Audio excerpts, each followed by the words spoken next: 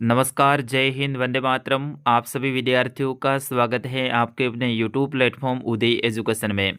विद्यार्थियों, इस वीडियो में बात करेंगे अर्धवार्षिक परीक्षा 2025-26 की दृष्टि से इम्पोर्टेंट कक्षा 9वीं के हिंदी विषय के पेपर के बारे में। विद्यार्थियों, इस बार अर्धवार्षिक का आपका अंतिम पेपर ये हिंदी का है, जो कि 2 दिसंबर को होने जा रहा है। उसके दृष्टि से वेरी वेरी मोस्ट इम्पोर्टेंट ये वीडियो रहेगा।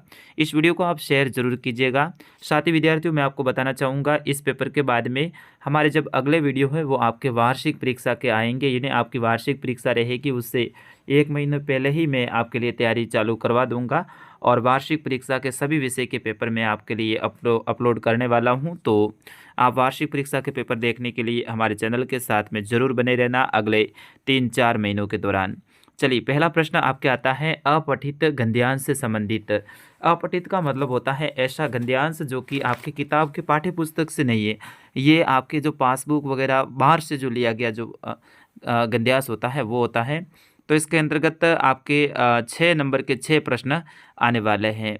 इसको अच्छे से आपको पढ़ना है और पढ़ने के बाद में आराम से आप उत्तर दे सकते हैं। जैसे कि पहला प्रश्न है, उपयुक्त गद्यांश का उचित शीर्षक क्या है? तो विवेकशील व्यक्ति इसका शीर्षक रहेगा। और संचार में अमरता मिलती है, इस तरह से इनके जो प्रश्न हैं इनके उत्तर आपको देने हैं। बिल्कुल 6 प्रश्न आते हैं 6 नंबर के। फिर जो दूसरा प्रश्न है वो भी आपके अपठित काव्यांश से संबंधित रहेगा। इसमें भी आपको इसको अच्छे से पढ़ना है और पढ़ने के बाद में आगे जो प्रश्न दे रखे हैं इनके उत्तर देने हैं। इन्हीं में से सारे प्रश्नों के उत्तर मिल जाते हैं। फिर अगला प्रश्न है आपका 13वां, कि दिए गए बिंदुओं के आधार पर निम्नलिखित में से किसी एक विषय के ऊपर 300 शब्दों में निबंध लिखना है। बढ़ते फैशन का दुष्प्रभाव या फिर बढ़ता आतंकवाद एक चुनौती, इन दोनों में से किसी एक के ऊपर आपको निबंध लिखना है। ये जो पॉइंट है इनको बनाते हुए आप आराम से लिख सकते हैं। और तीसरा इसमें रहेगा पर्यावरण प्रदूषण एक समस्या। ये तो वेरी वेरी मोस्ट इम्पोर्टेंट सपने वाला है। तो बिल्कुल पर्यावरण प्रदूषण वाला आप एक अच्छे से तैयार कर दीजिए। देख लीजिए एक बार क्या क्या लिखना, प्रस्तावना में क्या लिखना है, पर्यावरण प्रदूषण के विभिन्न प्रकार है इसमें क्या लिखना है, पर्यावरण प्रदूषण के कुप्रभाव यानी गलत प्रभाव है वो क्या पड़ता है वो आपको लिखना है। निवारण के उपाय यानी इसको कैसे हम कम कर सकते हैं, इसके आपको कुछ लाइनें लिखनी है। और उपसंहार, इनके बारे में एक शॉर्ट में आपको लिख लेना है। अगला रहेगा भारत के उन्नति की ओर बढ़ते कदम। इसमें आपको पॉइंट बनाने हैं, भूमिका, प्रगति का आधार, विविध क्षेत्रों में प्रगति, बाधाएं और समाधान, और लास्ट में 5वां पॉइंट रहेगा उपसंहार। इनको पॉइंट बनाते हुए आप लिख सकते हैं। अगला प्रश्न है, आप जालौर निवासी मनोहर है, जयपुर में अध्ययनरत अपने छोटे भाई कुलदीप को पत्र लिखकर नियमित रूप से अध्ययन में मन लगाने की सलाह देने के लिए एक पत्र लिखिए। यानी आपको पत्र आएगा, पत्र अच्छे से आपको याद करना है। पत्र नहीं आता है तो प्रार्थना पत्र भी आप लिख सकते हैं, अथवा में रहेगा और आपके 4 नंबर का ये प्रश्न रहेगा। तो अथवा में देखिए, आपका नाम कुशाल आर्य है, मानते हुए अपने प्रधानाचार्य राजकीय उच्च माध्यमिक विद्यालय अलवर को अपना एक चरित्र प्रमाण पत्र प्राप्त हेतु प्रार्थना पत्र लिखिए। और 15वां प्रश्न है, आपके विद्यालय में आयोजित वृक्ष बचाओ समारोह पर 100 शब्दों में एक प्रतिवेदन तैयार करना है। विद्यार्थियों, आपके प्रतिवेदन काफ़ी इंपॉर्टेंट रहेगा, तो अच्छे से आप तैयार कर सकते हैं। और अथवा में ऑप्शन रहेगा, आपके विद्यालय में वार्षिक उत्सव का आयोजन किया गया है, उस पर 100 शब्दों में एक प्रतिवेदन कीजिए। तो वार्षिक उत्सव आप रट के जाइएगा, अच्छे से तैयार करके जाइएगा, आपके लिए काफ़ी फायदा होने वाला है। यहाँ से आपके 4 नंबर हो जाएंगे।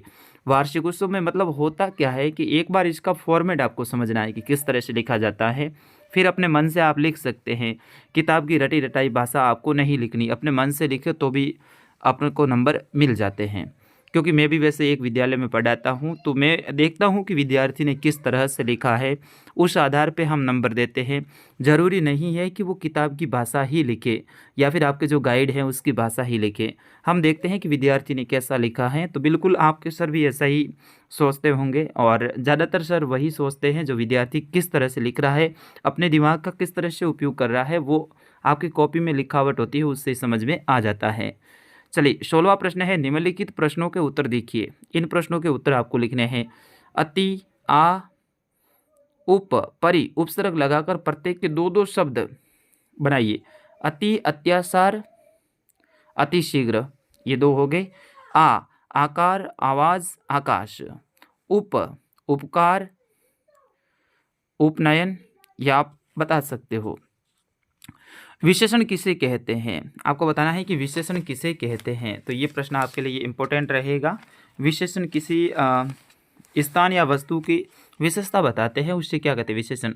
आकाश पक्षी के दो दो पर्यायवाची लिखिए। आकाश का अंबर और अनल, ठीक है, गगन ये लिख सकते हैं। पक्षी के खग, आप इस तरह से पर्यायवाची बता सकते हैं। अगला है अनुकूल व आकाश के विलोम लिखिए। अनुकूल का विलोम प्रतिकूल होगा और आकाश का विलोम पाताल होता है। तो इस तरह से इनके विलोम भी आप बता सकते हैं, अनुकूल का प्रतिकूल और आकाश का पाताल। अगला है निम्नलिखित मुहावरों का अर्थ बताते हुए वाक्य प्रयोग करना है। जैसे कि एडी चोटी का जोर लगाना मतलब अपनी पूरी ताकत लगाना। एडी चोटी का जोर लगाना मतलब अपनी पूरी ताकत लगाना। तो आप इसमें वाक्य प्रयोग कैसे करेंगे। राहुल ने अपनी कक्षा में प्रथम आने के लिए एडी चोटी का जोर लगा दिया। इसका मतलब है कि उसने पूरी ताकत लगा दी। अगला है कि खून खोलना मतलब अपने जिगर है वो खोलना, इस तरह से होता है। तो इसमें सेना के जवान खून खोल कर दुश्मनों से लड़ते हैं, इस तरह से। अगला है संयुक्त वाक्य की परिभाषा लिखिए। संयुक्त वाक्य किसे कहते हैं। तो जिसमें एक या दो जो वाक्य समाहित होते हैं उसे संयुक्त वाक्य कहते हैं। जैसे मैं सुबह गया और शाम को लौट आया, तो ये क्या है, एक संयुक्त वाक्य है। अगला है निम्नलिखित गद्यांश को पढ़कर दिए गए प्रश्नों के उत्तर लिखिए। ये जो गद्यांश दे रखा है इसको अच्छे से पढ़ना है। पढ़ने के बाद में आप इसके उत्तर लिखिए। झूरी काशी के दोनों बैलों के नाम थे हीरा और मोती। झूरी काशी के दोनों बैल थे, उनका नाम था, एक का हीरा और दूसरे का मोती। दोनों पसाई जाति के थे, देखने में सुंदर, काम में चौकस, डील में ऊंचे, बहुत दिनों साथ रहते, दोनों में भाईचारा हो गया। दोनों आमने सामने आस पास बैठते हुए एक दूसरे से मुख भाषा में विचार विनिमय करते थे। तो इसमें देखिए झूरी काशी के बैलों में क्या विशेषताएं थी। तो दोनों मित्र थे, भाईचारा की विशेषताएं थी। हीरा और मोती में कौन सी गुप्त शक्ति थी जो मनुष्य में नहीं थी। तो इसमें आप पढ़ोगे तो आपको आराम से इसमें से उत्तर मिल जाएगा। जैसे जीवों में श्रेष्ठता का दावा करने का मनुष्य वंचित हैं, एक दूसरे के चाट कर सूंघ कर प्रेम प्रकट करते थे। और इसमें से आप खोजोगे तो आपको उत्तर मिल जाएगा। अथवा में ऑप्शन रहेगा आपके एक और जो आपके रहेगा ये गद्यांश। फिर उसके बाद में काव्यांश आएगा। इस काव्यांश को भी अच्छे से आपको पढ़ना है और पढ़ने के बाद में आगे जो प्रश्न दे रखे हैं इनके उत्तर देने हैं। 19वां प्रश्न है रिक्त स्थान की पूर्ति कीजिए। 19वें में आपको खाली जगह भरनी है। तो बिल्कुल इसमें भी आप खाली जगह आराम से देख देख के भर सकते हैं।